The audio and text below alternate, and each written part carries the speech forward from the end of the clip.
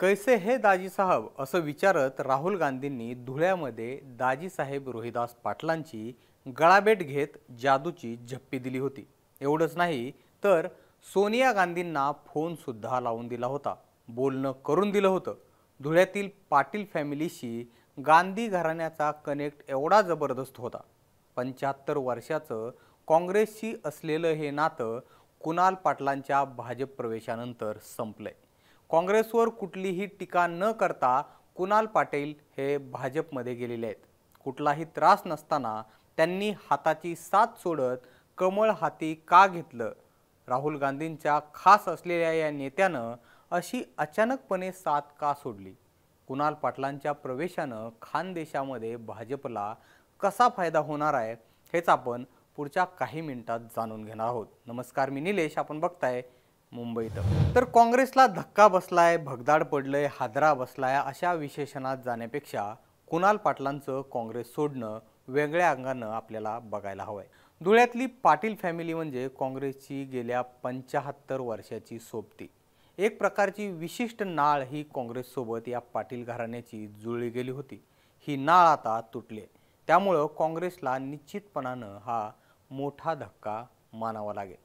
75 वर्षांपासून हे घराणं काँग्रेसची एकनिष्ठ आहे आणि याच घराण्यातलं महत्त्वाचं नाव म्हणजे कुणाल पाटील यांनी आता भाजपमध्ये प्रवेश केलाय।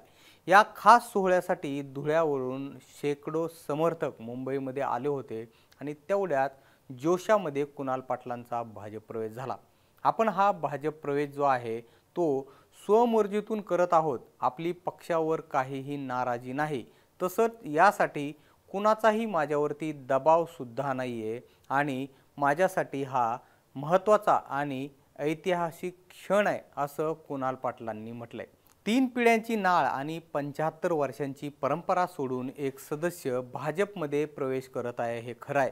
माझे आजोबा चुडामन अण्णा पाटील हे 1962 मध्ये जवाहरलाल नेहरूंची क्रेज असताना सुद्धा सर्वात जास्त मतांनी निवडून येणारे खासदार म्हणून त्यांची ओळख होती।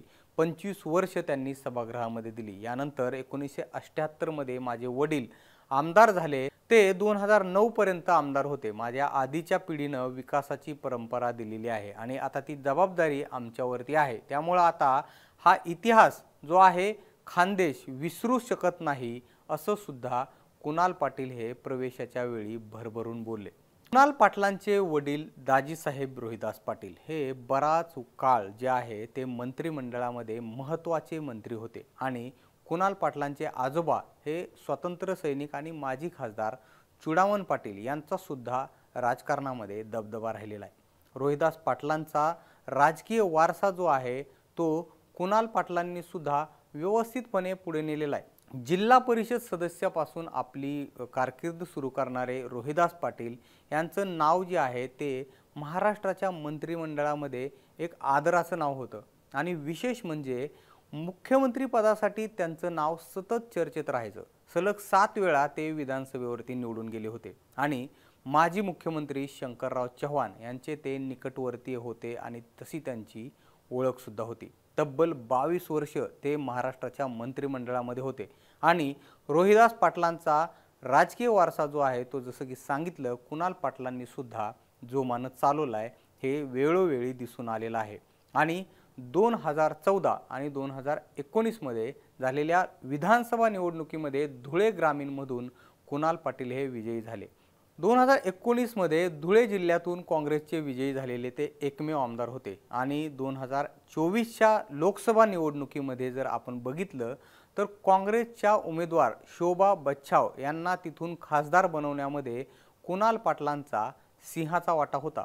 सुभाष भामरेंसारख्या नेत्याला त्यांनी हरवलं होतं आणि महाराष्ट्रामध्ये ज्यावेळेस नेतृत्वामध्ये बदल करण्याची चर्चा होऊ लागली त्यानंतर प्रदेश कार्याध्यक्ष पदाची जबाबदारी जी आहे ती कुणाल पाटलांच्या खांद्यावर राहुल गांधींनी टाकली होती आणि त्यामुळे राहुल गांधींशी सुद्धा कुणाल पाटलांची जवळीक जी आहे ती जबरदस्त पद्धतीने वाढली होती।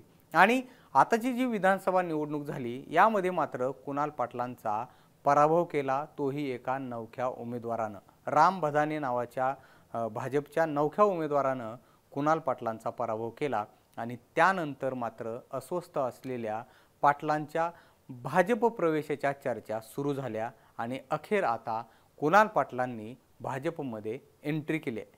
महाराष्ट्र राज्य सहकारी कापूस उत्पादक पणन महासंघाचे चेअरमन असलेल्या कुणाल पाटलांच्या जवाहर सूतगिरणीवरती आयकर विभागाचे छापे काही काळापूर्वी पडले होते। या ज्या धाडी आहेत त्या राज्यभर चर्चेत सुद्धा आल्या होत्या।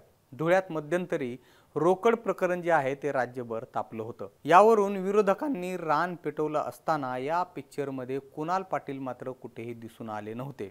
असो, आता कुणाल पाटलांच्या या प्रवेशामुळे धुळे ग्रामीणमध्ये भाजपची शक्ती कैक पटीने वाढणार आहे। यामुळे आगामी येणाऱ्या ज्या स्थानिक स्वराज्य संस्थांच्या म्हणजे जिल्हा परिषद, पंचायत समिती, महानगरपालिका, नगरपालिकांच्या निवडणुका होतील, यामध्ये भाजपला नक्कीच फायदा होईल असं चित्र आहे आणि इथले राजकीय विश्लेषक सुद्धा तसं सांगताना दिसून येत आहेत। आणि कुणाल पाटलांनी भाजपमध्ये प्रवेश करण्याच्या आधी सुद्धा सांगितलं होतं की मी जुन्या लोकांना अडसर ठरणार नाही।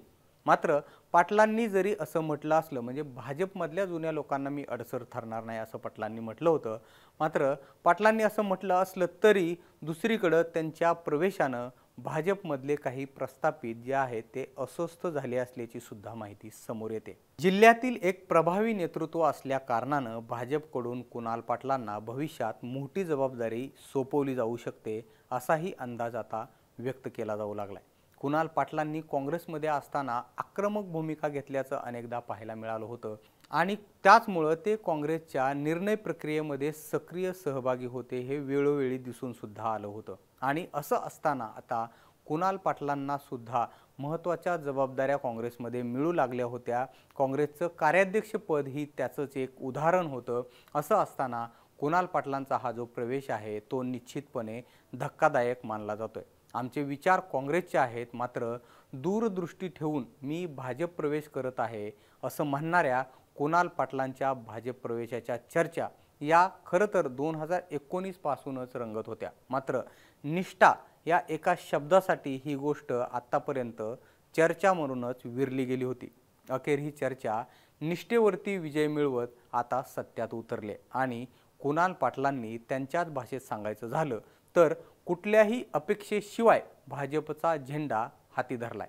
आता त्यांच्या अपेक्षेशिवाय भाजप त्यांना काय देतं हे पाहणं खूप महत्त्वाचं असणार आहे।